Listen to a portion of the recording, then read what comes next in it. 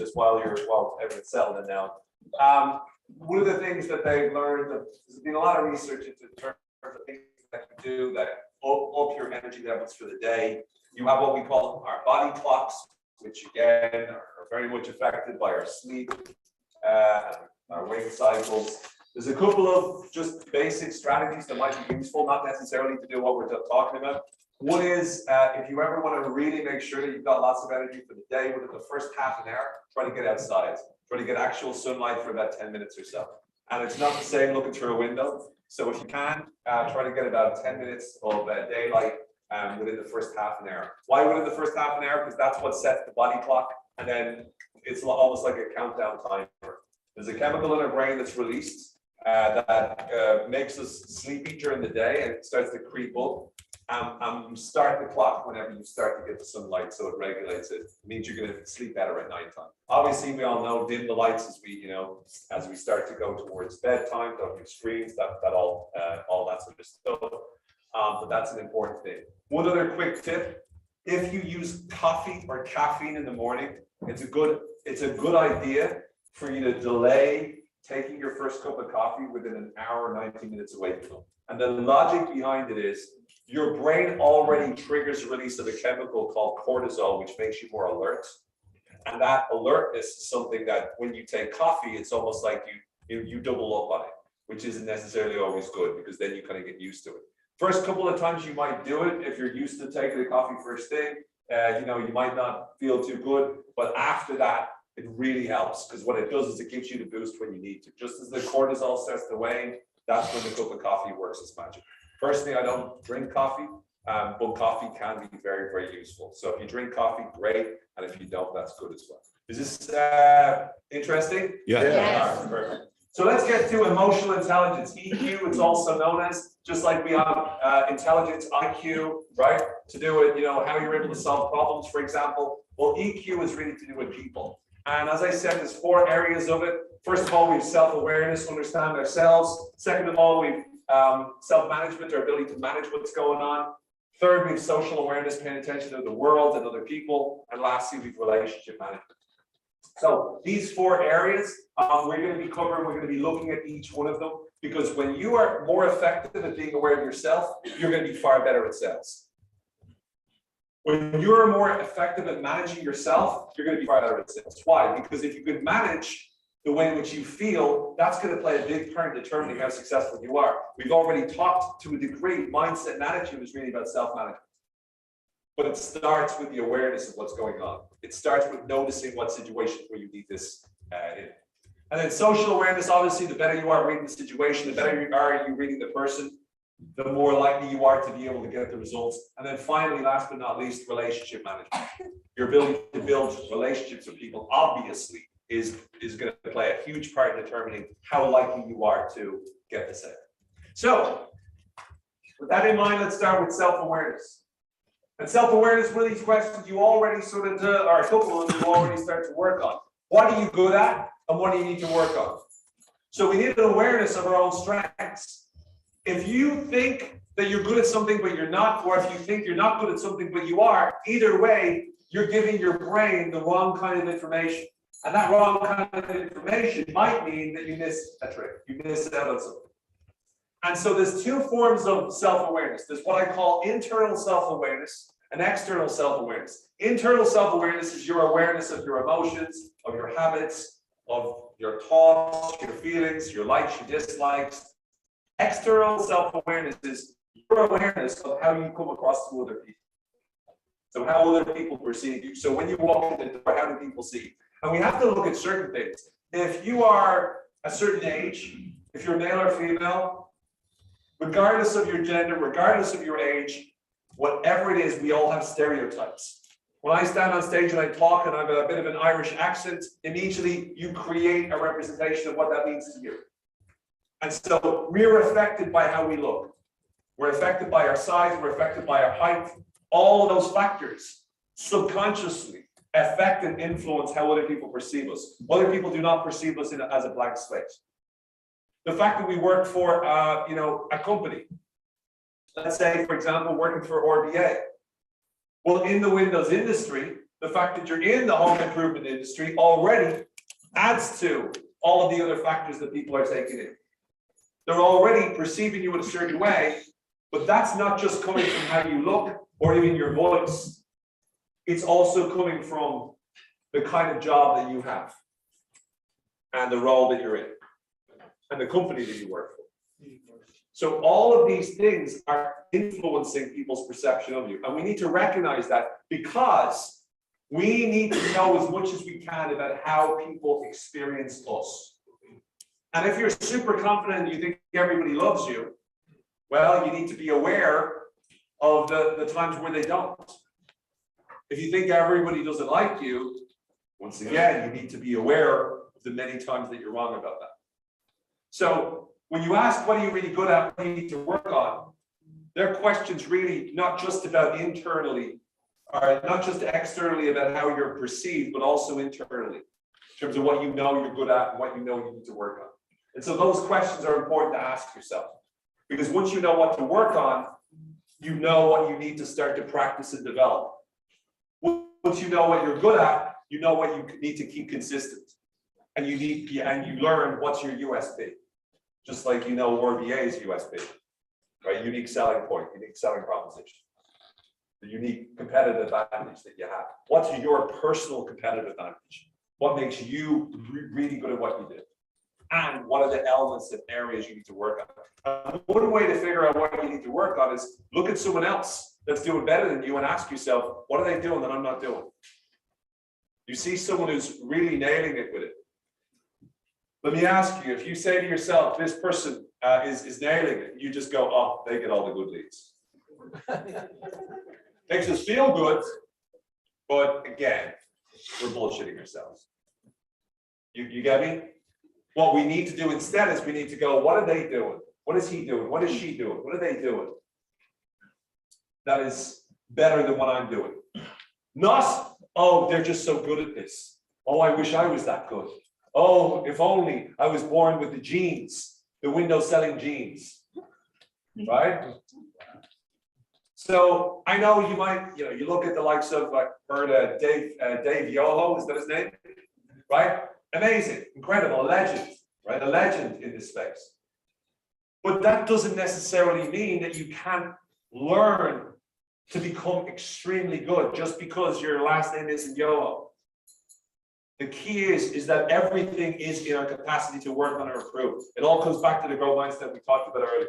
What brings you down, what brings you up? This is important to know. What we need to know is, what are the kinds of things that affect you that make it so that you don't perform well? So once you start to reverse engineer it and think to yourself, when I have a bad day, what's the controlling element to that? What causes that to happen? In every movie, right? Every movie you watch, something happens at the beginning that starts the chain of events. So, for example, in a romantic comedy, the two people meet. Usually, they have a big argument and they spend the whole thing up and down, right? But in that moment, it's when they meet. That's the defining point that the story starts. For you, whenever you have a bad day, whenever you have a bad experience, whenever you feel bad, there's something that immediately starts it. So, I want to know, what is it that brings you down? An obvious one is you don't get the sale. And even before you didn't get the sale, there was a moment during that interaction where you knew you were losing the client. Is that not fair to say? There's moments where you know this is going to go well, and there's moments where you know this isn't going to go well. So you're asking yourself the question, what is it that brings me down? What is it that makes it so that I'm not performing as well as I can? And then the other question is, what brings me up? What is it that gives me the boost? What happens usually when I do it? What is the common denominator that leads me to be performing at my best? Whether I get the result or not, what is the thing that makes me feel good so that I'm at my best? They're the kinds of questions you want to ask yourself. They're the kind of things you want to know. Because if you know what brings you down and you know what brings you up, then all it's about is about figuring out how can you mitigate or minimize the amount of bad things that happen to trigger you into not doing well, and how can you enhance the triggers that make it so that you're performing at your best. You hear what I'm saying? Yep. Yes. This is really, really powerful stuff. This is really powerful stuff, and it's not that complicated, but it does require a little bit more of stop, introspection, awareness, going, okay, I'm in a pretty bad mood here. I'm not communicating well.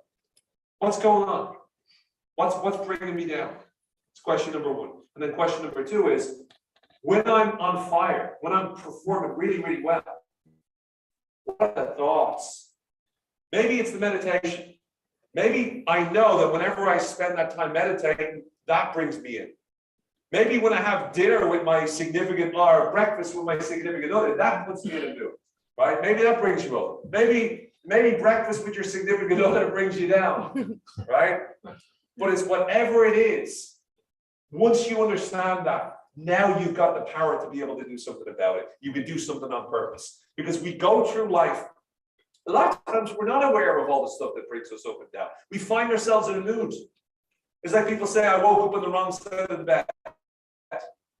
Well, you know, move the bed against the wall so you can only get out on one side. You know, I had a nightmare last night, a really one that woke me up. And I know a lot of people that whenever they have nightmares, so a friend of mine actually says this. She says, every time she has a nightmare, she says, when I have a nightmare, I know it's going to be a bad day. It's like she is setting herself up for a bad day because of something that happened. Now, I had a nightmare last night, and immediately after it, the way I describe it to myself is, okay, well, I've done my nightmare quota of the day. I don't have to worry about one in the daytime. Yeah.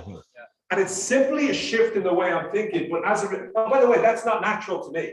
I am not a naturally positive, optimistic person. I'm a lot more, in terms of naturally, as I grew up, more cynical, more seeing the negative. I've had to work really hard to change my natural inclination to think. And because I've done it, it's allowed me to be able to get the results that I've wanted to get so much. And I'm blessed to be doing what I love to do. And I've done it around the world because I've worked so much on myself. It's not because, there aren't incredible people that are amazing speakers out there. There are. But I'm able to do what I like to do because I've spent a lot of time working on myself and understanding so many things I needed to work on. And I still have lots of stuff I'm working on every single day. And, if I've ever had doubt on that, my girlfriend will remind me of all the stuff I need to work on, right? So what would make your life so much better is the other question. If you were to adjust or work on yourself, what would make your life a lot better? What are the kinds of things you could do that would change things? For some people, it's taking care of themselves or, losing weight. For some people, it's getting into a routine. For some people, it's joining a club or a society. For some people, it's drinking less. For some people, it's drinking more. Not most of the time, it's not drinking more. For some people, it's, going to the cinema once a week, having something to look forward to. For some people, it's planning a vacation. For some people, it's doing that thing that's on their bucket list. Or doing that thing that they've always said they wanted to do, but they never did. It doesn't matter what it is, but there's things that you can do that will allow you to be able to change it. So the reason this is in self-awareness is I'm asking you to think about the kinds of things that you haven't been doing that if you did it, it would make a difference. What are the kinds of things that you haven't been doing that if you did them, they'd be making a difference? And the reason you want this is because it's difficult to be making sure you're trying to organize your day. You get the needs, we were just talking about it. You get the leads the night before. And so, you can't really plan around until you figure out what you have to do. So there are challenges with that. So in order for you to be able to, we'll talk about this later, but plan for the long haul, you need to be figuring out how you're going to take control over what your life is going to look like.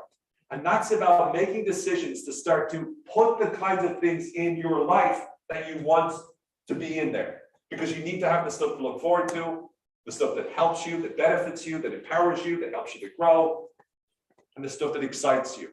When you have that, anyone ever notice that when you've a vacation coming up, you notice your performance improves? Anyone ever notice that? Yeah. And the reason it does is because you have that positive thing that you're excited about, looking forward to it. It's like the last day before your vacation is usually super productive. And vice versa, when you come back after a vacation, sometimes it can be, oh, here we go gotta get into the zone. So the key is to make sure you're organizing your life in a way that sets you up for success. You with me? Yep. Yeah. Excellent. Now self-management. Once you spend the time being aware of yourself, once you spend the time understanding yourself, once you spend the time trying to get into what's going on for you, the next step is self-management. This is about what you do that allows you to be able to get the kind of results. So first of all, what practices can you do to improve your skills?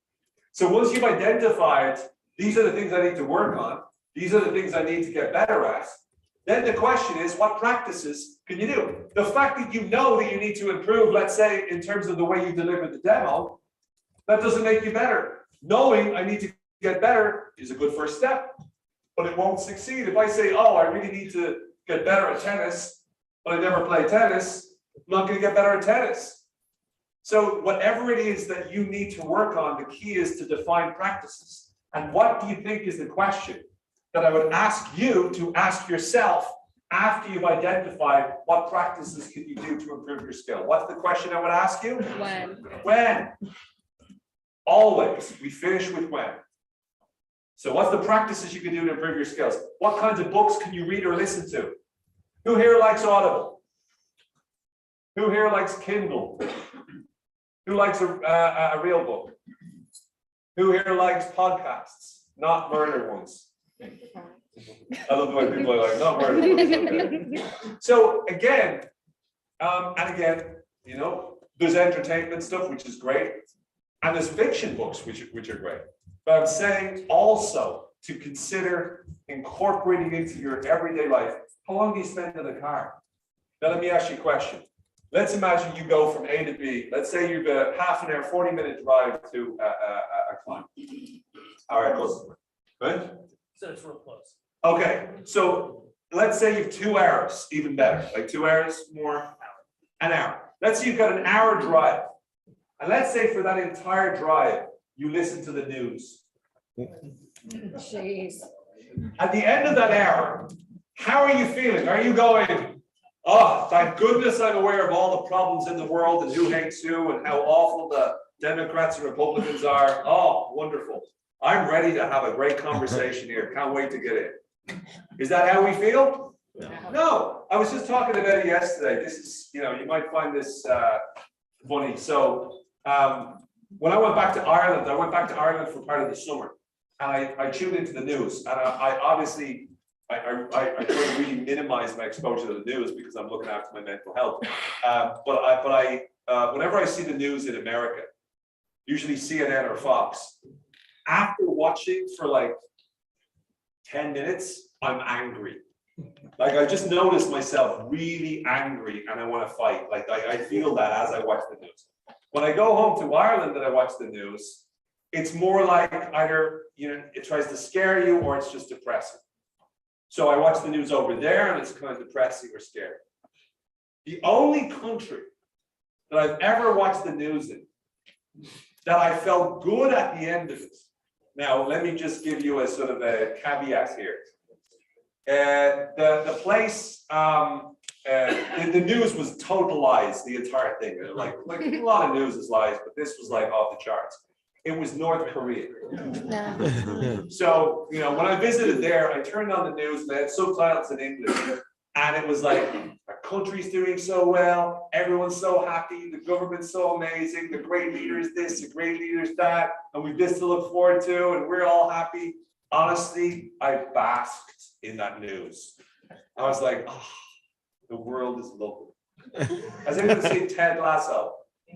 Right, so it's a show, but it's one of those, at least the first season more so than the second, but it's one of those shows that again is like this really positive guy. He's this guy who's an American football coach that gets brought over to coach a team in soccer in the UK, and but he's super positive all the time. And it's like, it's nice to get that just because reality and the news, and it's constantly people fighting, people attacking.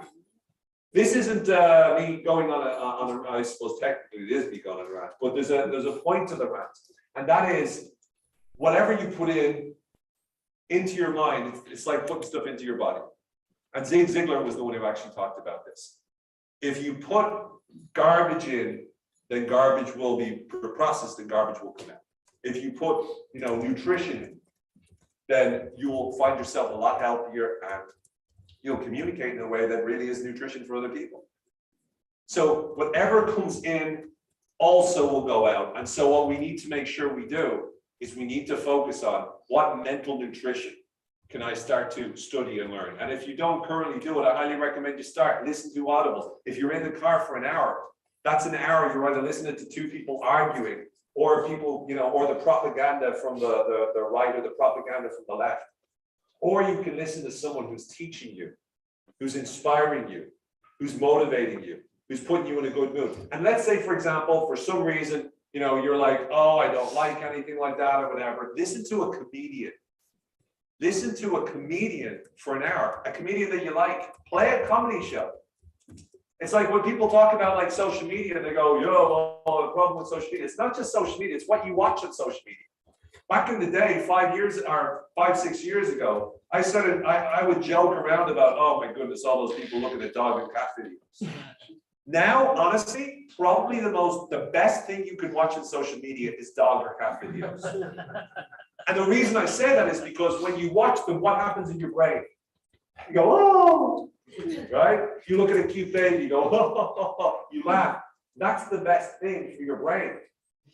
Watching people arguing or fighting, not so good. You get me? So, what kind of books can you read or listen to, or podcasts? What practice can you do to get yourself the best possible for the day? So this is, and we're gonna, I'm gonna be asking you to actually work on this, but what practices can you do to get yourself in the best state? In the morning, creating some sort of morning routine, right? That's Shannon. Are you here? Where's Shannon? Shannon. So one of the things that I know is that in terms of I'm sure most of you will know Shannon, and in terms of the fact that there's a number of you that are very high standard. You have a ritual in the morning, correct? Could you just share what that ritual is? If you wouldn't mind. And I'll explain why I'm going with this, because it just occurred. Thank you, everybody.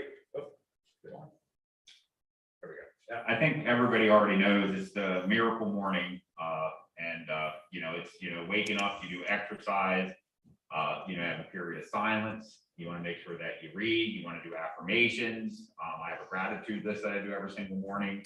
The meditation is the one thing that I got away from, because that takes some time. I'm going to do that, but it's just like you said before. It's not just doing it once. It has to be a habit. It has to be every single day, So here's what I want, and by the way, as I'm sure Shannon will say, it doesn't have to be exactly what Shannon's doing, right? It has to be, though, a number of practices that put you in the optimal state. So let me just ask you one more question. What is the difference in terms of your mentality, your mindset, your attitude, your feelings? And how does that impact the customer you talk to in the morning when you do that versus when you haven't done it? It is an astounding difference. Doing it once or twice, it'll help you for that day. But after you get in the habit of doing it for a few months, you find that your resilience is huge. I mean, if things don't bother you near as much, your mind is trained to go a positive direction. When something negative happens, you instantly will think of what's the positive I can learn from this. And you don't sit there and dwell on it in a negative way. You might have a second that you do that, but as you do that miracle morning or that habit every single morning, it keeps your headspace in a good place, and just you're less stressed, less anxiety, and things don't bother you, near as much as they used to. It's everybody knows I'm a huge fan of it. And there's a lot of people here that do it, by the way, too. Great. Round of applause.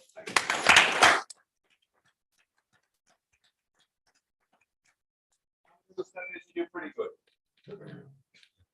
So the reason I wanted to introduce that is I can talk to you about all these ideas, right? But what I want to say is these aren't coming from me. This is not coming from Owen's mind going, you know what I think would be a good idea if you did this. This is what is being shown to work. What I'm good at doing is explaining why. And so what happens is that when you do certain practices, whether it's meditation or a combination, the miracle morning, it's also known as the hour of power, some people call it, right? A morning ritual, a morning routine. But what you're doing is you're spending half an hour to an hour, and you're making sure that in that time frame, you're executing, as Shannon mentioned, consistently behaviors that are designed to do one thing, to get you into the best possible frame of mind. So that when you go out in the car and you drive, you arrive at the first place, the first home, the first house, you are in the best possible state to have that conversation. Because if we don't do it, we are at the mercy of whatever our subconscious decides to put in our head. You know, ever notice that sometimes you wake up in the middle of the night and all of a sudden, you know, you think about something that is worrying that you haven't thought of in ages, but all of a sudden it seems much worse. You know, sometimes the subconscious will bring up all sorts of stuff. And I don't want any of us to ever be in a position where we're crossing our fingers going, I hope today's a good day. I hope I feel good. I want you to be able to design the day. And part of the way we design the day is setting yourself up for it. Is this making sense? Yeah. The science of consistency, why it's so important? Well, first of all, we have motivation. And I'm going to make a distinction between motivation and discipline. Motivation is when you do the things that make you feel motivated. So I'm motivated. Zig Ziglar said it. Motivation is like a bath. You have to take it every day, right? And so motivation is the feeling. And by the way, the motivation is not always positive. Sometimes you're motivated because you know if you don't do it, you'll feel bad. You know, when I exercise, I go running 3 times a week. Most of the time I don't enjoy it. I don't look forward to it. But I do it because I know if I don't do it, I feel bad. You get me? And then other things I do, and I feel good when I do it. Some people get out of bed because they have to. Some people get out of bed because they want to. Doesn't matter which one, as long as you get out of bed. The purpose of motivation is to lead to the action. And so motivation is the feeling, but sometimes you can't always expect to be motivated. You can't always expect it to be in the perfect state all the time. Sometimes you don't feel like doing the morning routine. You don't feel like doing the miracle morning. You're just not in the mood. And that's where discipline comes in. Discipline doesn't care about your mood. Discipline doesn't say, oh, you're not in the mood to go running. Oh, well, don't worry about it then. Discipline is, I don't care what you feel. You know, you got to do this. And sometimes, and again, we kind of talked about the whole, with children and stuff like that, the whole deliberate stress piece. What we have to realize is that discipline is deliberate stress. When you push yourself to do something you know you have to do, it's the same as when you're eating healthy. But it starts with motivation because you realize this is something I need to do. The motivation gets you started. The discipline keeps you going. And then once you do that, then you have to hold yourself accountable. So what that is maybe getting someone and double checking in with them. And let's say you say, I'm going to start the morning ritual. I'm going to do it every day. I'm going to do it between 6 and 6:30. I'm going to do it between 6:30. Whenever it is you're going to do it, I'm going to do it in the car. I'm going to do this. But you do it. Accountability is when you connect with someone else who might be doing it as well, and you double check and go, by the way, did you do your half hour this morning? Yes, I did. No, I didn't. Really? Yeah, I forgot, blah, blah, blah, excuse. And by the way, always distinguish the difference between reasons and excuses. Because whenever we say, well, the reason I couldn't do it, it's always an excuse. Just translate it to excuse and say it's my excuse is. Because when you label an excuse, you stop bullshitting yourself. You're pretty much saying it as it is. You get me? That's the way we work it. So, get back to it, motivation, I feel like doing it, therefore I'm all ready to go, oh my goodness. And by the way, pretty much all of you know what this is like. Where you feel fired up, ready to go, you're motivated, let's do this. But the next piece is the important one, the discipline. It's the time where you don't feel like, I can promise you the difference between really successful people and people who aren't successful in any endeavor is not that the successful people are more motivated. The successful people are more disciplined. Because if you do it, even when you don't feel like doing it, you're in control of your life, to a great extent at least. And so I've worked with Olympic athletes, I've worked with top, sporting teams. They don't always feel like training, but they train all the time. That's what makes the difference. You with me? Yep. Okay. So, and then accountability obviously is making sure that people can see it. So let's deep dive into these. First of all, self-motivation. One of the most important things that you need to ask yourself is motivation all comes from the question why. Why do you do what you do? Why do you do what you do? And some sub-questions of this, who are you doing it for? What's the end goal? Money's going to be a big factor, earning lots of money. But just saying, I'm doing it because I want to earn, a couple $100,000 a year. I'm doing it because I want to earn this amount. That's not enough. Why are you doing it is not so you can get $200 in your bank account.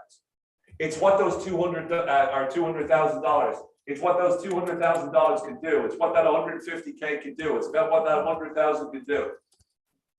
It's what can that give you? Why are you doing the work that you're doing? And part of it might be money. And if it's money, it's not just money, it's what the money allows you to do. It's the house that you walk around in. It's the car that you drive. It's the vacations that you take. It's the business class you decide to take. The decisions that you make are driven, ultimately speaking, by your overarching why. Now, your overarching why is, money is one of the factors, but it's not just that. It's also the challenge for a lot of you. It's because it's making you a better person, because it's testing you, challenging you, pushing you, figuring out what your character is. In screenwriting, whenever you watch a movie, you only get to understand who the main character really is when they go through adversity. That's how you understand it. Because everyone is fine when things are beautiful, when you're in the summer, anyone could phone it in there. But when you've got a tough customer, when you've got a tough rejection, when things aren't going your way, that's character. That's when you find out who you are. And I believe it's not just about finding out who you are, it's about deciding who you will be.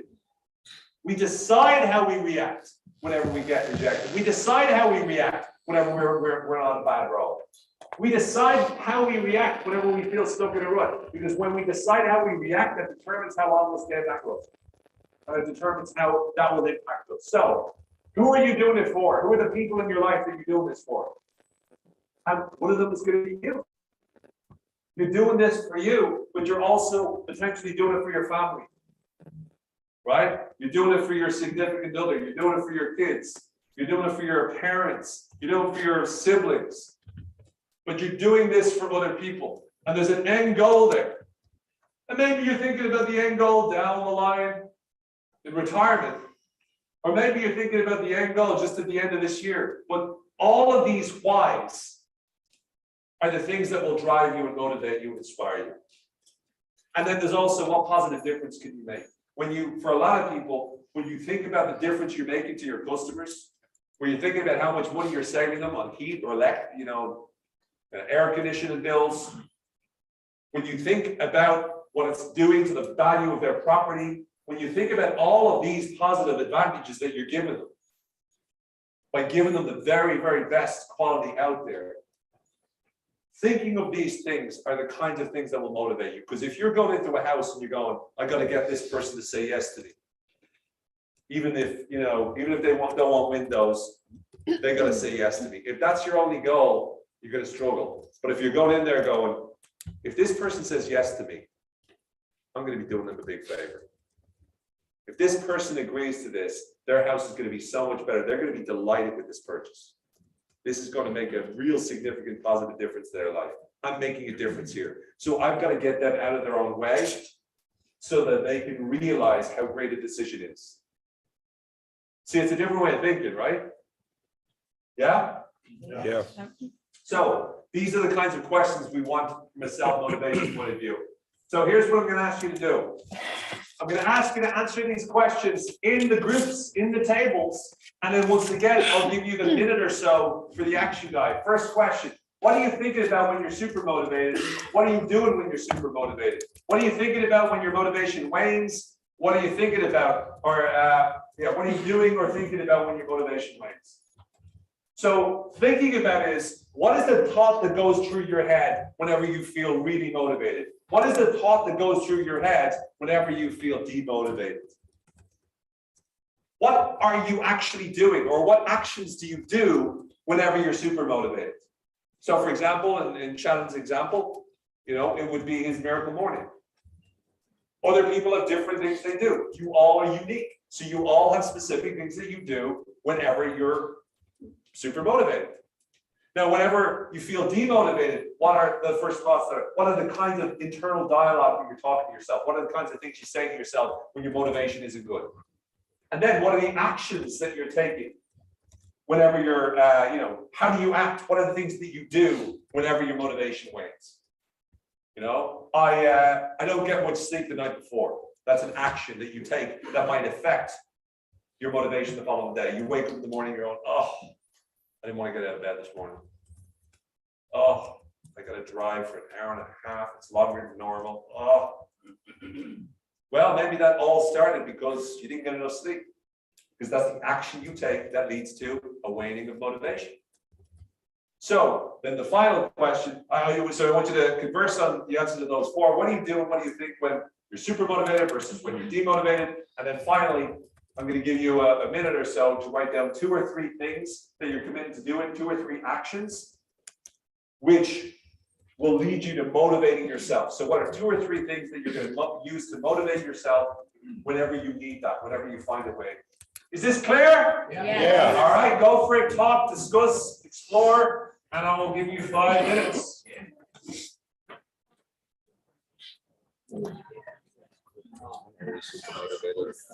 Yeah, okay. What are you trying to say, Paul? You're not always super motivated. Nobody's always super motivated. Get out of here. Get out of here. Get out of your mind. That's the delusional thing that we were talking about there. So I am not super motivated when I don't get enough sleep, which is every night. Every day. The sleep is definitely the hardest part for me. I don't go to sleep until 3 o'clock in the morning most days. Wake up at 6. 6:30. Yep. I average probably 4 hours of sleep a night. So that's definitely my biggest problem. 80% of his blood content is Neo, so that's how he stays awake. So. Yeah. But I'd say that I'm most super motivated when I have a goal in front of me, when I set a goal that's clear So what do and you concise. think about When I'm super motivated, Yeah. winning, beating that goal, beating whatever, So like, for example, if I go to look at numbers today, right, and I notice that there's somebody that's catching us in the rankings or whatever, or at least is even somewhat closer, I can convince myself that they're somewhat close, then that motivates me, definitely. I want to beat them. You didn't have to word it like that. Convince yourself that they're somewhat close. Yeah. They're trying. But for example, if I look at the company rankings, like on Ground Force or whatever, and there's like 2 people that are in the top 5 that aren't from our department, then I can convince myself, hey, they're catching up. What about you guys? When I have a lot to do, it's weird when I feel that there's a lot of different things that I need to do in the day. It's such a fulfilling feeling that I need to do like real things. So I understand what you're saying. right. Yeah, It's actual not the things. minutia. It's like that's things that have a strong impact. And I know are going to get a lot of bang for your buck. So whether it's wellness or whatever else, interviews, just stacking a day so that it's so full and busy, and it's that feeling of being needed and that you're making real headway, whatever it is that you're doing. It gives a sense of excitement for what's going to happen as a result. What I'm doing, I'm working, I'm busy. What are you thinking about when you go to these things? Typically, if my motivation is running, I'm not doing really well. Be that at work. So does that make your motivation wane to think about how you can do better? No. What do you think about leading up to that? What do you mean? Like what makes your motivation wane? What are you thinking about that makes it? Not sure. So like a good example is like the antithesis of what Seth said. If I look at my day and I go, wow, there's really nothing of value in my day right now, then I'm like, oh shit, all right, I'm gonna do what I have to do, but this sucks. Haven't set up a whole lot of interviews. Teams having a rough time setting appointments. Demo rates down. Stuff like that is what makes my motivation wane. And that's what's on my mind. Is like, what can I do? What do I need to do to get this going? Makes sense. What do you usually? I was just thinking about what I'm thinking about when I'm super motivated. It's usually when I trying to teach someone else how to do the job, it's like, that's when I'm the most informative. I'm gonna set the key fucking leads today, so they know exactly how this is done and how it can be done. So I'm usually thinking about like, how can I make them to be better than I am? Yeah, that makes sense. So it makes you feel good when other people see something. That's because When you're leading by example like that, yeah. As soon as you brought the exercise, I'll be honest, I was thinking about it. I don't know. Because I feel like My motivation is what I'm thinking about is, okay, I've invested X amount of effort and I'm not seeing the results that I anticipated, and I can feel my motivation wane at that point. Like if I'm out there and I'm training somebody and I know that I'm I'll be honest. everything I believe in people into it, I haven't said anything yet. Like, then my motivation starts to kind of trickle down of, okay, well, what am I doing wrong? What's happening? Makes me do a lot of self-reflecting, and it's you do it very quickly because you're kind of turn your mind around. Yeah. I really like what you said about. Woke up this morning, I was excited to come. I was like, I woke up even if it's like 12:30 last night, and I woke up at 6. that I went to bed early last night. Right. I was up like Okay. Well, 12:30 is what I mean by early. All right, so time to do the action guide. So what I want you to do is, I want you to write down, and again, make sure each time you do these action guides, make sure you put a box around it or you star it next to it. But I want you to write down 2 or 3 actions that you're committed to take, and bonus points if you put in when you're going to do them. So I'm going to give you about a minute or so, 2 or 3 things you're going to do to motivate yourself when you need motivation in the future. Go for it.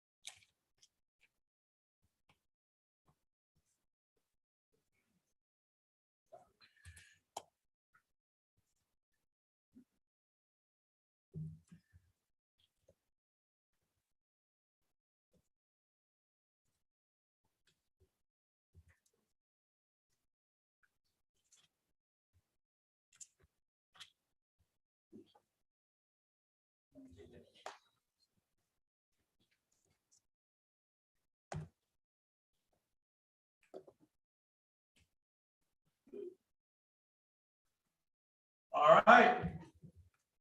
So who's gonna give us a couple of examples? So who's gonna start with giving us an example? Who's gonna help me out?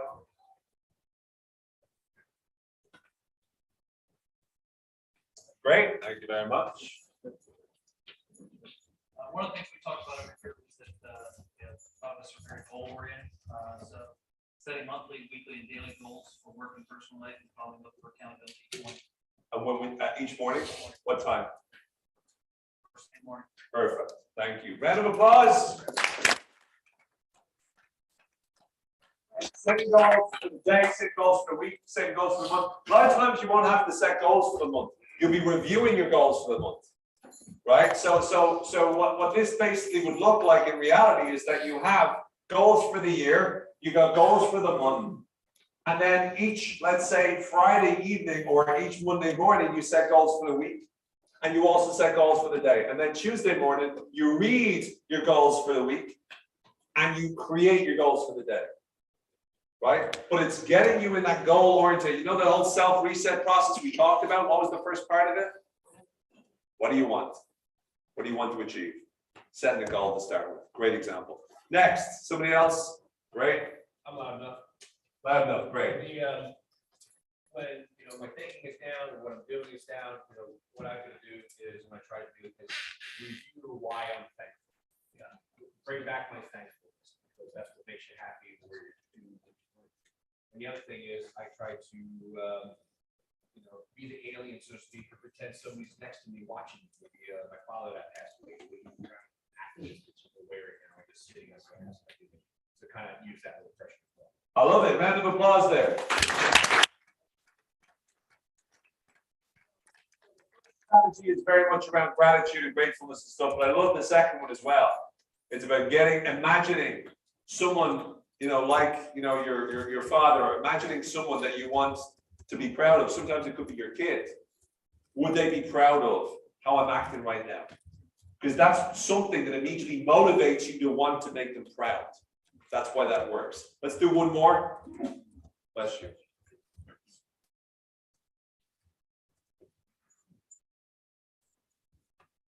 My motivation is every morning I have a routine. I get up and I look in to see what my NPS scores are. And one of the things that motivates me is when a customer takes the time to put comments in, not when I ask them to, but when they just randomly do it on their own. And that's what keeps me going every day. Fantastic. Round of applause.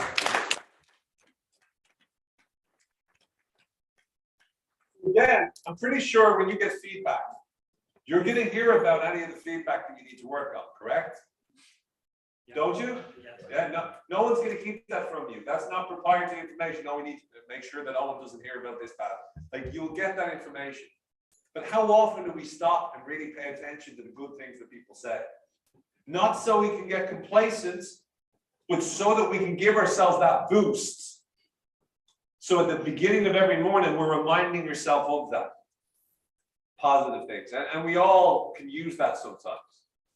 We all can benefit from that. We all good? Yeah. Excellent. All right, let's talk about discipline then. So we've talked about motivation. But what happens when the motivation starts to, neutralize? And again, there's certain times you'll motivate yourself, and then after a while, it'll be all undisciplined, but then you motivate. So I'm saying regularly motivate yourself, but don't rely on motivation. Regularly motivate yourself, but don't rely on motivation. Instead, you want to make sure that you're doing the actions independently of the way you feel. And so how do we do this? Well, the first question is, what actions do you need to take? So you set yourself up. Has anyone heard of Ulysses? So Ulysses, the famous myth, the Greek myth. And actually, there was a book, Ulysses, written by a great Irish genius called James Joyce. Although the book is, very difficult to read, to put it mildly. But Ulysses was this ancient mythical character, and one of the most famous parts of his life as a hero was he wanted to take a boat down a place of water, but there was these three sort of Medusa-like figures that they would sing songs, and the songs were so beautiful that the people on the boat would turn around and crash into the boat. Right. And so what he did was he made everybody on the boats, he got them all to plug their ears so that they couldn't hear the music. But he knew somebody needed to hear in case there was any other sounds that were dangerous. So what he did was he got himself tied up to the mast of the ship, so he couldn't do anything. He couldn't steer the ship towards the rocks because he would have wanted to. And so he put himself in a position that he limited himself, that he couldn't do anything in that moment. And so the notion of that is he was able to survive, and they were able to sail past without crashing because he put himself in a position where even if he wanted to, he couldn't. And this leverages what we call a psychological technique known as a Ulysses contract.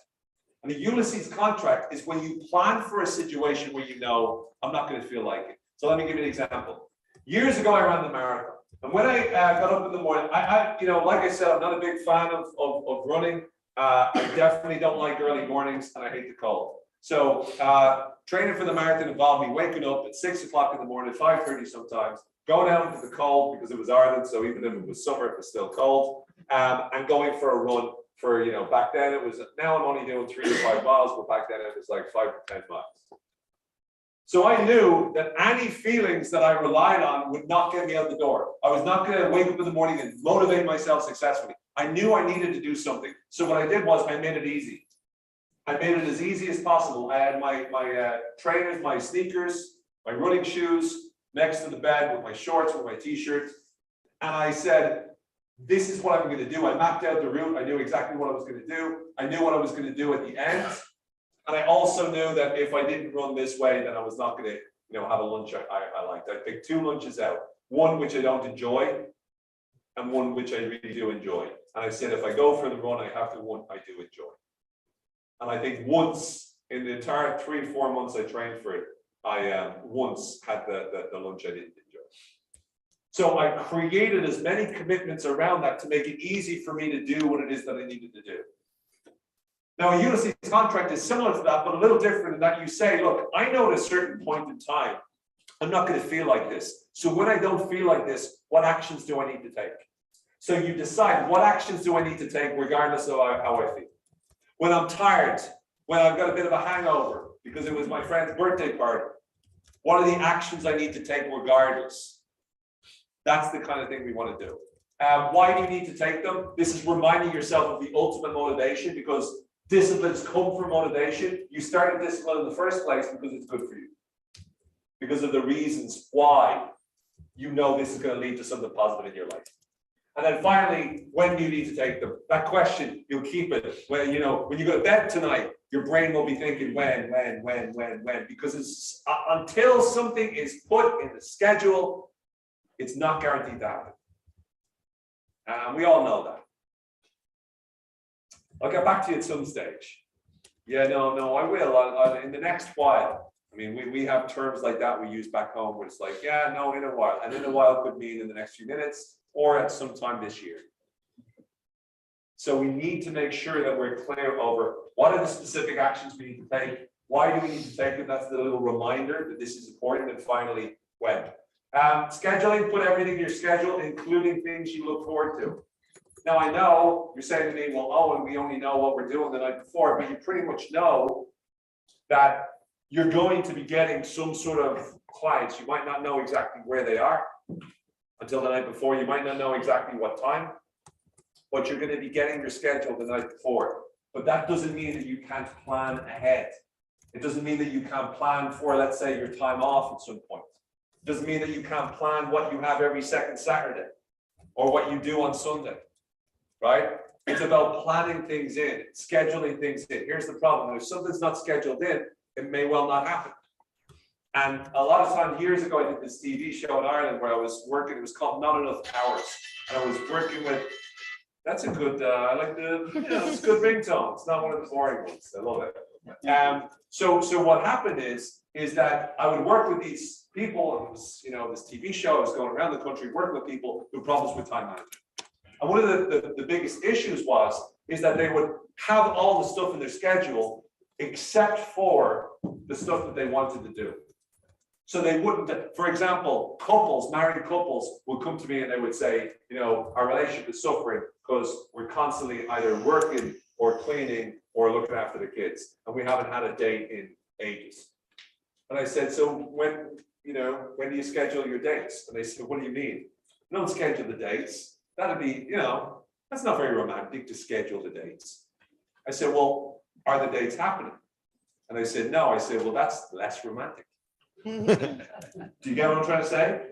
So by scheduling stuff in, when I set up my year, the first thing I do before I look at all the work, first thing I do when I set up the year is I look at anything that I want to do.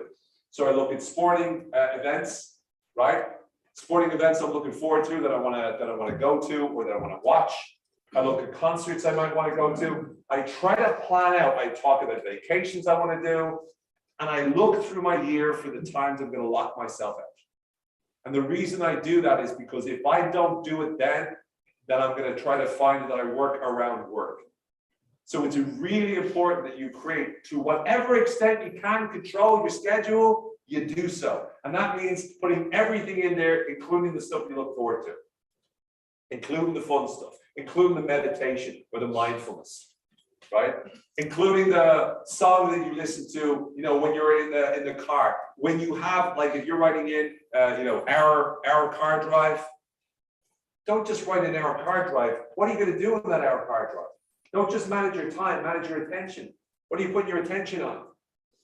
If you're just driving from place to place, if when you drive, if you like driving, because it allows you to free your mind and you feel wonderfully good and you feel great at the end of the drive, great. That works for you, but write that in.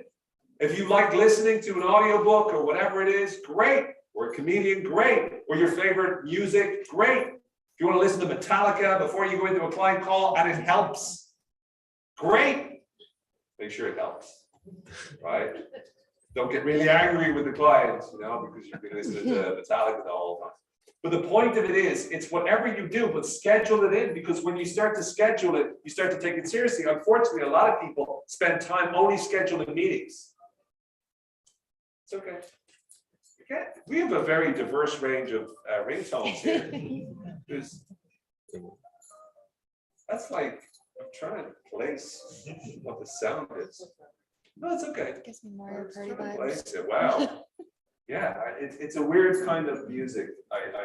It sounds like future computer music, like music that computers would dance to. That's what it sounds like. Sorry, that's where my brain goes. All right. So second thing is add buffer time. Buffer time. What does that mean? Whatever amount of time you think you need, give yourself a little extra edge. I usually suggest 20% of time. If you think something's going to take a certain amount of time, give yourself 20% extra time. Oftentimes what happens is people have a Santa Claus attitude. What is a Santa Claus attitude? Bless you. Santa Claus attitude is people think to themselves that they're like Santa. They think they can do everything. Santa goes around the world and delivers 8 billion presents within the space of a 12-hour cycle, or maybe 16 hours, whatever. It's a big deal. So we think we're the same as Santa. We think, oh, well, I'll just do this and I'll be able to get all of this done. And we're almost always underestimating the amount of time something takes. So give yourself an extra 20% of buffer time to whatever your schedule is. And then most importantly, stick to your schedule. So often we talk about, making sure that you're, like, for example, we'll talk later about trust. If I want to build trust with my customer and I make a promise to my customer, if I fulfill that promise, I build trust. If I break that promise, I lose trust. Would everyone agree? Yes. Now, what do you think happens when you break a promise to yourself? Lose faith in yourself. You stop trusting yourself. If you stop trusting yourself, you stop believing yourself. If you stop believing yourself, then you're the kind of person that says, yeah, I'm going to do this, and you don't do it. And we all know people like that. Anyone know anyone that makes lots of promises and just doesn't keep any of them? It's like when someone comes up to me and they say, oh, I've seen you've written a few books. He goes, I could have written a book. I said, okay, why didn't you? I said, well, it's just this happened and that happened and the other happened. I said, so are you going to now? Because writing a book isn't hard. It takes a long time. Writing a good book is hard, I believe. I haven't, written anything incredible that I'd be super proud of. But writing a book is easy. You just sit down and you commit to it, and it takes a long time. But it's not, rocket science, so anyone could do it, but anyone doesn't do it. You only do it if you sit down and you actually take the action consistently. And all of you are the same. You do it when you do it. You don't do it when you think about it. If you go, oh, I'm going to do this, and you tell everyone about it, but you don't take action, well, all you're doing is creating noise. The noise never transfers into a signal. So what we need to do is keep our promises to ourselves. Do what you say you're going to do to yourself.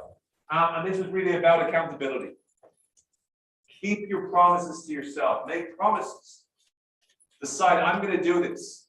And the best way to ensure you're keeping promises is to give yourself a metric. What metric?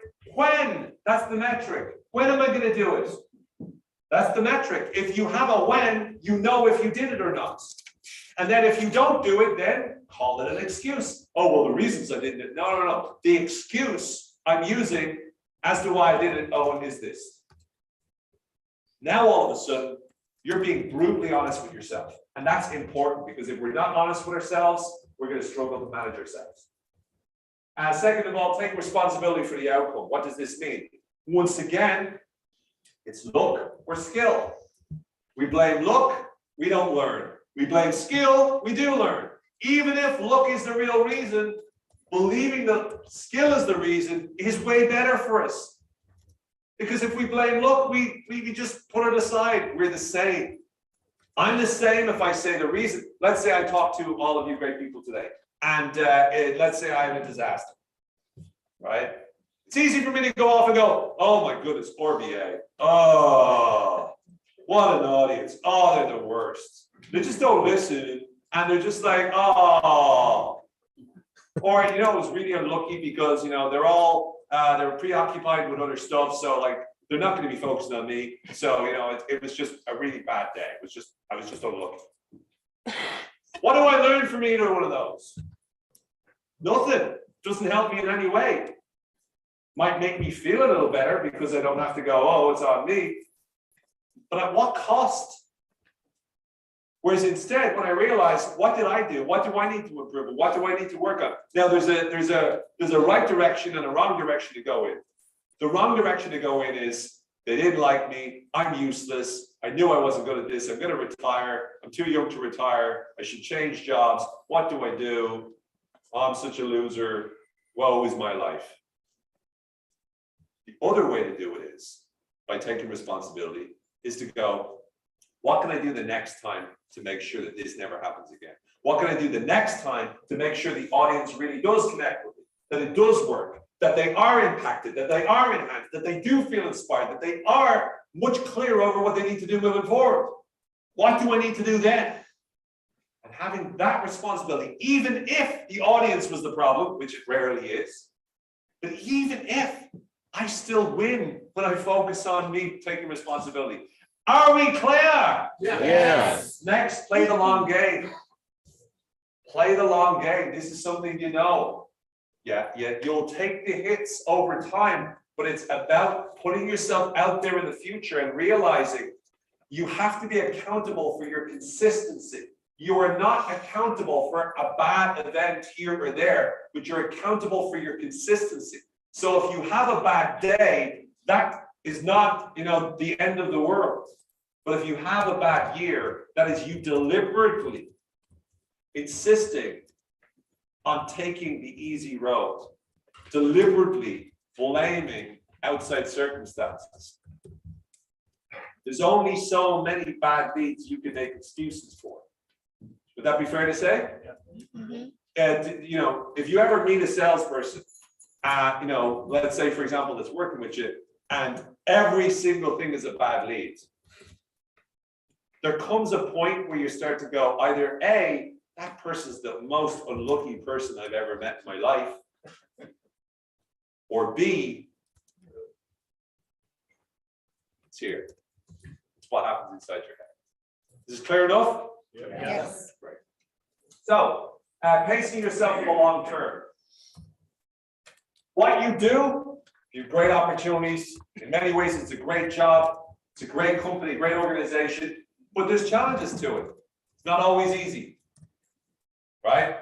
Standards, having a focused conversation for a few hours itself, doing the job, there's challenges, right? It takes a certain strength and discipline and motivation and resilience to be able to do this at a high level.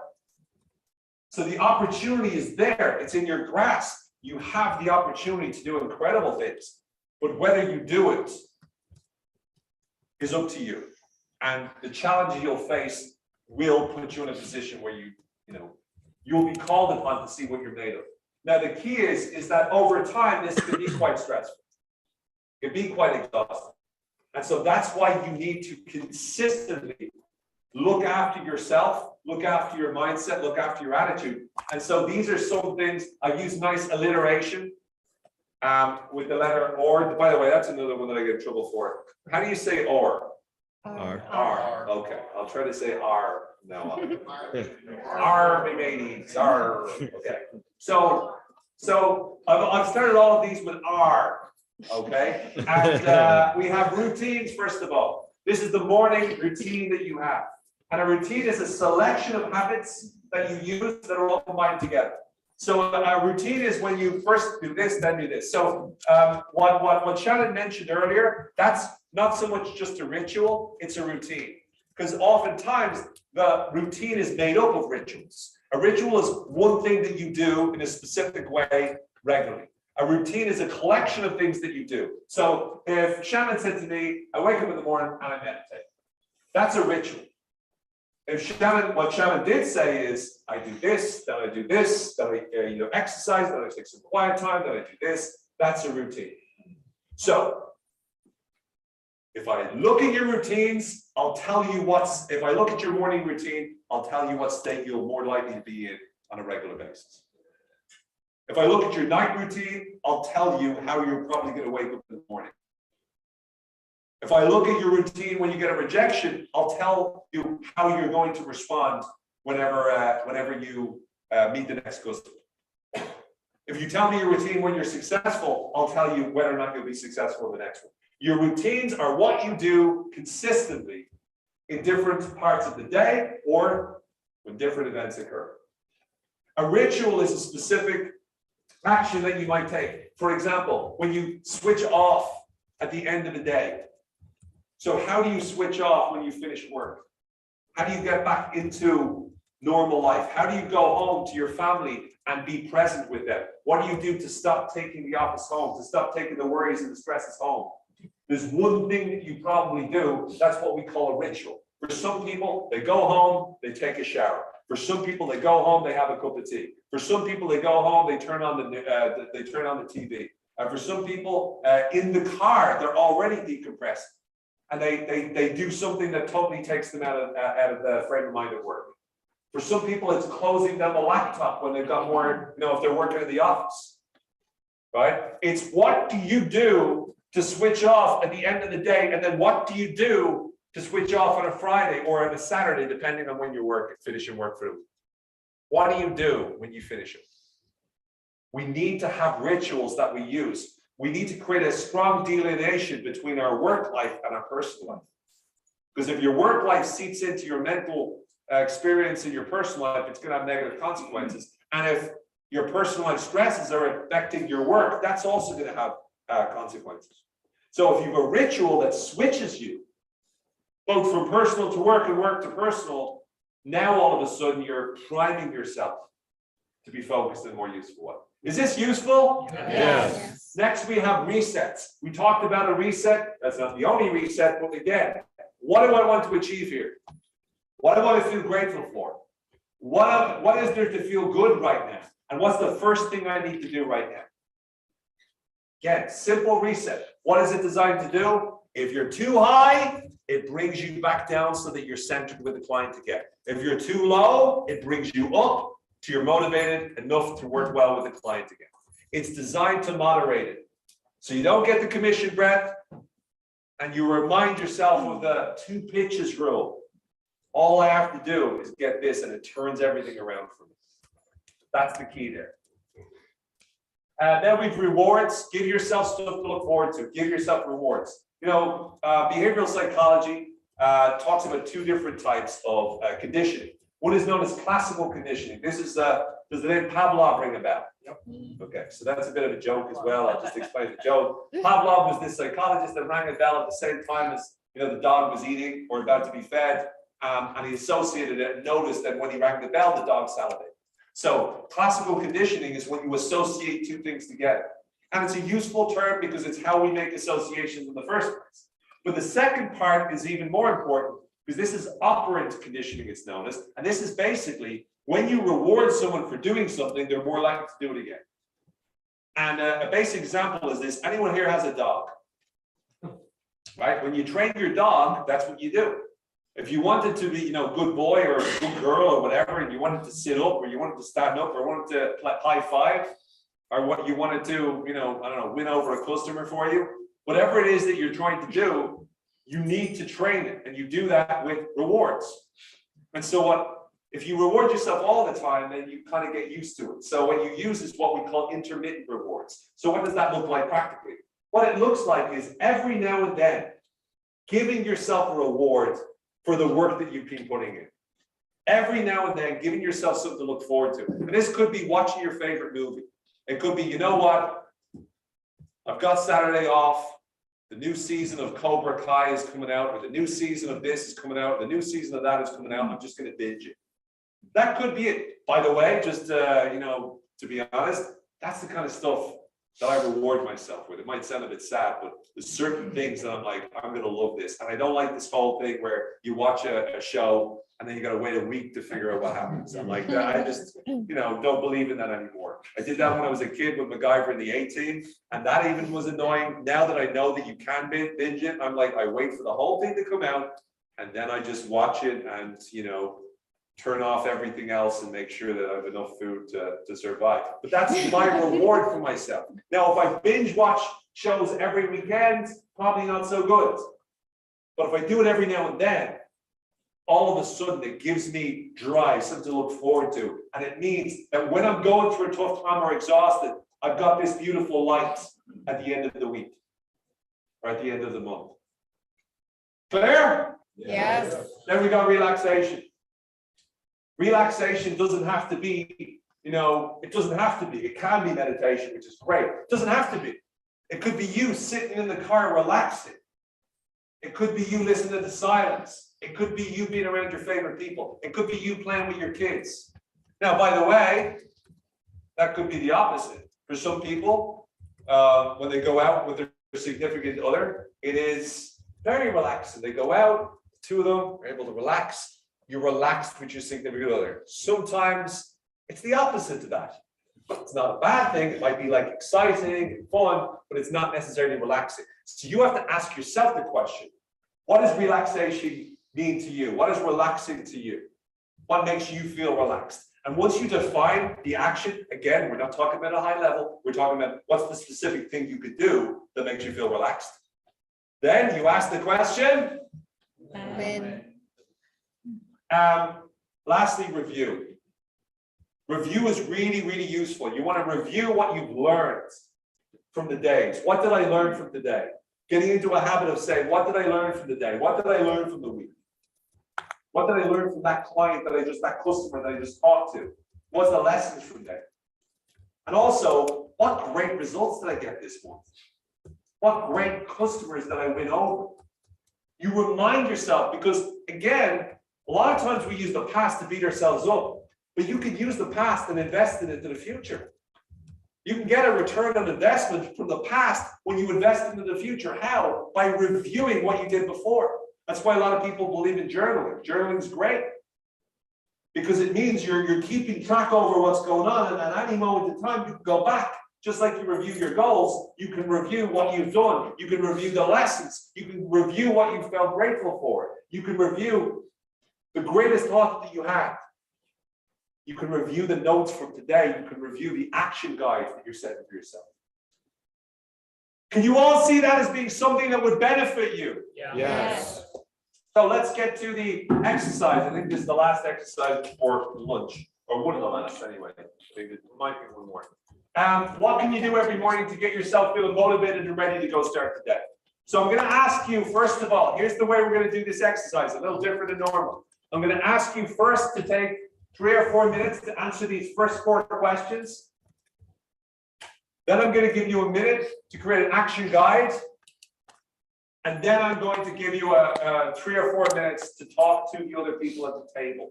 So I want you to share some of the stuff you came up with each other. So it's going to be in a different order. So first you're going to write it for yourself. Second, you're going to write down the 2 or 3 items for the action guide. And then the third thing you're going to do is discuss. But I'll let you know when it's time for each. First question, what can you do every morning to get yourself feeling motivated? So what action could you take every morning to start the day that will get you motivated? What routine could you build? Or ritual can you engage in? Obviously, a routine is more likely to do it than a ritual. What can you do every evening to prepare yourself fully for the next day? Maybe you can have a routine when you get your information. So you get your information from the manager. And now you have to go about, doing something with that. So what can you do in the evening? How long do you need in the evening to set yourself up for the following day? Because if you gave yourself a few extra minutes to plan, not just, oh, I'm going to be there at 8 o'clock, I'm going to be there at 10 o'clock, I'm going to be there at 1 o'clock, I'm going to be there, wherever it is, for your 2 calls,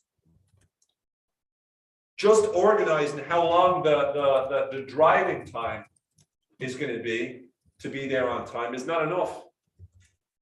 Decide what else you're going to do. When given the fact that your first call is at this time and you need this amount of driving time, when are you going to do your morning ritual or morning routine? What are you going to do when you're in the car? What are you going to do when you're for lunch? And by the way, lunch could be you switching off. If you know that you've only got one call, you know, what are you going to do with the spare time? Are you going to go into the office? Is there benefit from that? Are you going to listen to something or study something? Are you going to review something? What are you going to do with the spare time? But if you take some time the evening before to get yourself ready, you give yourself a huge advantage. Next, what can you do every evening to switch off and enjoy downtime? And there's probably going to be two switch offs. The first switch off is when you finish the working day. The second switch off is after you've done your evening routine, preparing yourself for the next day. So once again, you want some ritual that you can use that immediately gives you the break. And again, it could be anything from a shower to changing clothes to going for a run, to going for a walk, to playing with the dog, taking the dog for a walk, to whatever. There's a million things we can do. Even in the car, you can, you know, listen to certain things that change your mindset. Maybe that's when you listen to your murder podcasts, right? Murder mystery podcasts. Is that what they're called? What are they called? True crime. True crime. Okay, there you go. Murder mystery is a different thing. So the point of it is that that's an entertainment. That might be something that immediately when you start to do that, it switches you off, in which case it's a good thing. So every evening to switch off. For how will you hold yourself accountable moving forward? How will you hold yourself accountable to be doing the new habits consistently, the new actions consistently? What are the things you can do to make sure that you're doing it? What will you do to check in with yourself? Maybe you'll tell a friend. That's one way to do it. You'll tell a colleague. The two of you will say, look, this is my plan. This is my plan. You know, you're talking to Shannon. You've got a morning routine. He's got one. You check in with each other once a week. How did you get on this week? How consistent were you? And that's the way you do it. Maybe that's it. Or maybe you just hold yourself accountable, whatever works. But I want you to answer those 4 questions. I'm going to give you about 4 minutes or so to do that. Then I'm going to interrupt, and I'm going to ask you to do the action guide. I'm going to give you a minute for that. And then finally, I'm going to ask you to discuss this with each other. But the first thing is answer the 4 questions. Go for it.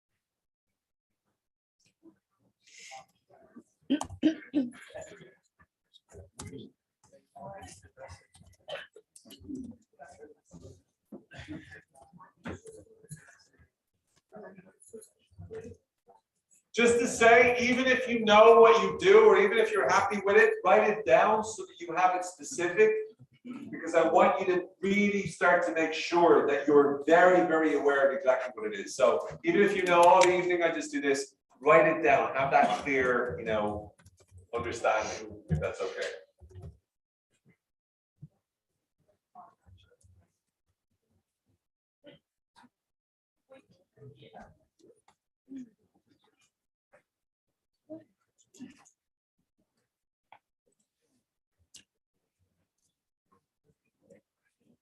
I still have a lot of black left over that they didn't focus.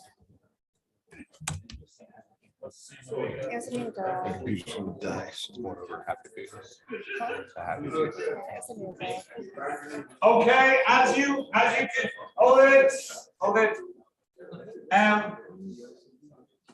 As you continue to do this, you still got another minute or so. You can pivot into, great, I know there's 2 4s there, sorry about that. Pivot into the action guide, as in 2 or 3 specific actions. And again, make sure you put a box around them. So again, the action guide is sort of like a summary of the most important actions you're going to take as a result of this exercise. So just jot them down, take about a minute or so for that. And again, put a box around them or a star next to them. We're going to be using all of them in a little bit.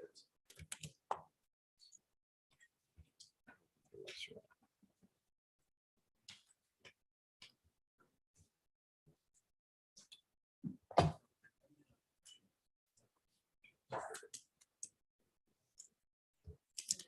feel like all of my action guides were all either around food or my dogs.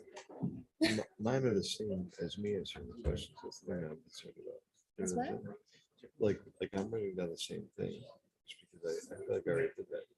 Yeah, like my one thing was like, how to plan your day, and my action guide is literally like Sunday is meal prep, when like Chris and I are talking about what our schedule for the week is, and what my intentions are, what his intentions are, like what days we're gonna do what, and then in the morning, I literally walk my dogs around the park and I'm like, okay, I'm gonna do this today, then I'm gonna come home, I'm gonna do this, and then we're gonna walk.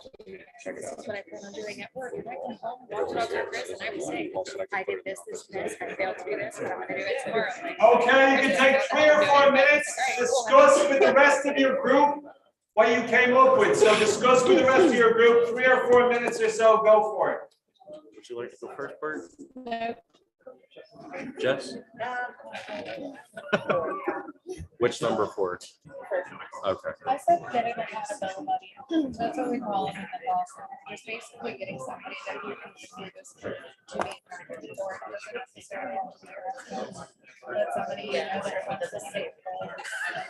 My kids are the most honest with me, so I wrote down have them hold me accountable for. Yeah, they're like ridiculous. Like what the other day, I guess a couple weeks ago, I smoked a cigarette with my mother when I was at the house, and so I was trying to hide it from them. They come outside. One of them comes outside, goes directly in and tells my wife. She says, "Mom, I'm sorry to tell you this. I got something very disappointing to tell you."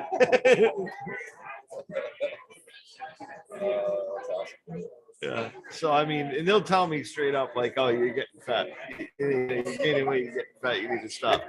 So should you really eat that? Dad? Should you really eat that? Yeah. My 7-year-old's brutal. So, but it's I mean that's the thing is that I think that between them and my wife, they can hold me accountable. I put down to have a morning routine, but to get up and go outside, regardless of the temperature. Do something to like of action. It doesn't need to be a full workout or anything like that, but something of action. Need something filling and healthy, so I don't feel like I need to eat throughout the day. That's what I put down for the first one. Anybody else want to share? Seth, what about you? What do you put down for the first one? I'm big on the whole pen and paper kind of thing. So I'm journaling in the morning to basically give myself a list of things that I'm going to do for the day, and then journaling at night to get my so that I can go back and reflect on what I did and didn't do, and holding myself accountable. I put down wake up at 6. And then me and Danielle used to drink coffee every morning, but we haven't done that for a long time, so I'm gonna get back. You said you should drink. Sorry? You said you should drink coffee for 90 minutes after you wake up. I'm still gonna drink coffee. Me You're too. drinking as soon as you wake up. You're drinking it in your sleep, so don't. I literally have it. I know.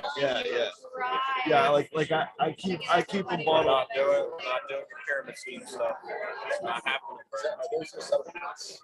The little patches based somewhere. Oh, okay. Okay, 1 minute left. What about you, Seth? What are you gonna do in the morning? In the morning. Oh gosh. I've got How are you gonna start? Yeah, to get ready to go to start the day. so to start the day. I hope you're starting your day in the morning. Try. No, I go. Going outside is key. My daughter wakes up being able to see her is my daily dose of motivation. Just seeing what I'm working hard for. And just having that interaction. She's super happy in the morning, which is like my antithesis. Yeah. So I like to see her. That just makes my heart happy to hear him talk about stuff. He's so I love hearing it. How'd you expect him to talk about his daughter? I don't know. It's like it's for a surprise. I don't She know. thought you were gonna say about it. your kids. Yeah, I was gonna say, you're like, my daughter's the honest little assholes, and he's like, oh, I love her little face. They tell me the truth. I like that. No, honestly, they really do. My friend's kid, like, she comes up to me and she's like, Chris, sit I down, feel that bad. really is too fat. I'm like, Jesus, shut up. So, That little. all right. So, did you get on well? Yes. Yes? Yes. Let me hear all of them at the same time. Did you get on well? Yes. There, see, you notice the energy it gives you, but everyone else is saying it at the same time. It's, powerful. And who's gonna give us the first example of what they came up with? Gonna help me out. Great. I know, you're okay? All right. Fear of microphones is totally understandable. Go ahead. I would say first, get up earlier. Usually I sleep in like to the threshold of where I gotta go. So I'd say get up earlier to maybe get that motivation moving faster. There'd be more time outside in the morning first with the dogs. Delay that coffee 45 minutes. I'm already 3 cigarettes deep.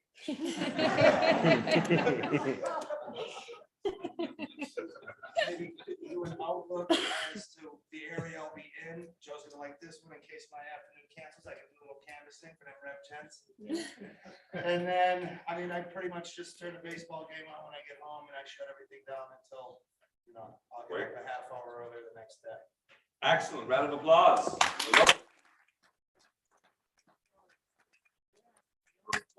The only question I would ask is, Tomorrow, sir. so at what time would you wake up earlier? It's horrible. What? 9:05. So, now here's the thing. Let's say, for example, there's a difference between when your first appointment is, right? So if that happens, then you ask yourself the question, first and foremost, how long is it going to take to get there? I.e., when do you have to leave the house? And then you want to work backwards from there.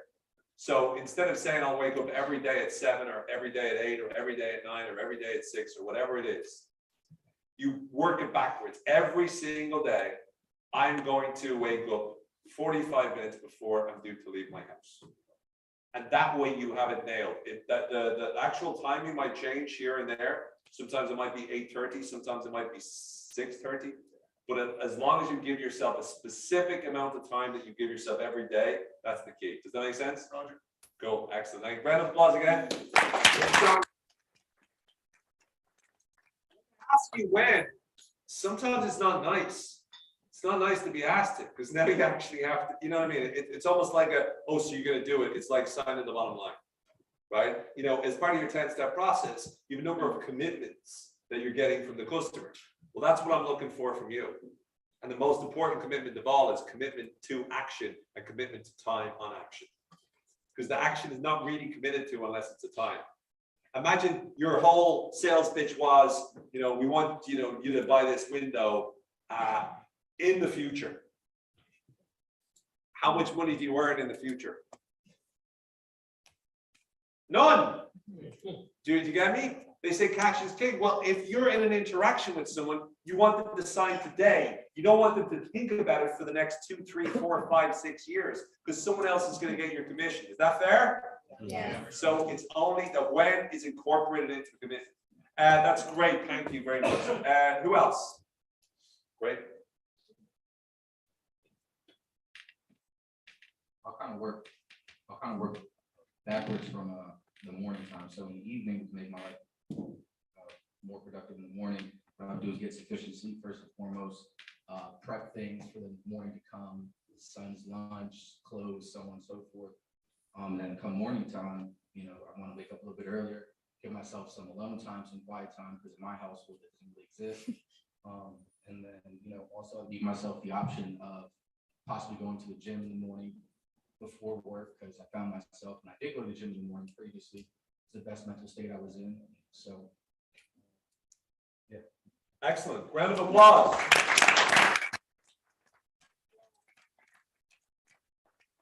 All of you know right now what I'm going to say, right? And the reason I say that is two things. Number one, a little bit earlier. So there's two factors there. One is it's going to be the same things we talked about, which is, how long before the meeting, right? Or the time you leave the house. The other factor is you've kids, right? They're open at a certain time. What time do you need to be up at to be up before the chaos? If that's what you want to do. So that's just don't bother going to bed. You want your quiet time, 2 to 3:30 in the morning works. The other thing is that I just be, and this is for everybody, because I think you brought up a good point.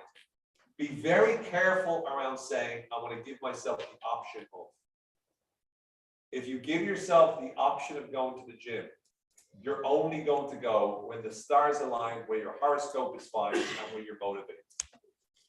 And that doesn't happen very often. So if you truly believe you're going to do better with going to the gym, make it consistent. It doesn't have to be daily, but if you make it like Monday, Wednesday, Friday, Tuesday, Thursday, Saturday, if you just define the days and that's a given, you're doing it no matter what, it'll make a whole world of difference. Does that make sense? Absolutely. Excellent. Quick. We'll do one more person. Who's the last person to show? Great. Thank you very much. I'm loud enough. You're loud enough. Okay. I believe you. So every evening, my boyfriend and I, because we don't see each other in the morning, we discuss as we're walking the dogs what our goals are for the week and what we want to accomplish the next day. And we say, okay, this is my game plan. And then the next evening, we're discussing this is what I accomplished for that day. This is what I failed to accomplish in my game plan for the next day in order to successfully achieve that. And I have actually, starting last week, I've started waking up about an hour earlier every day. So I'm up like probably closer to 6 a.m. So it gives me more time to fully prepare my day since my days are starting earlier. So excellent. Round of applause. Great.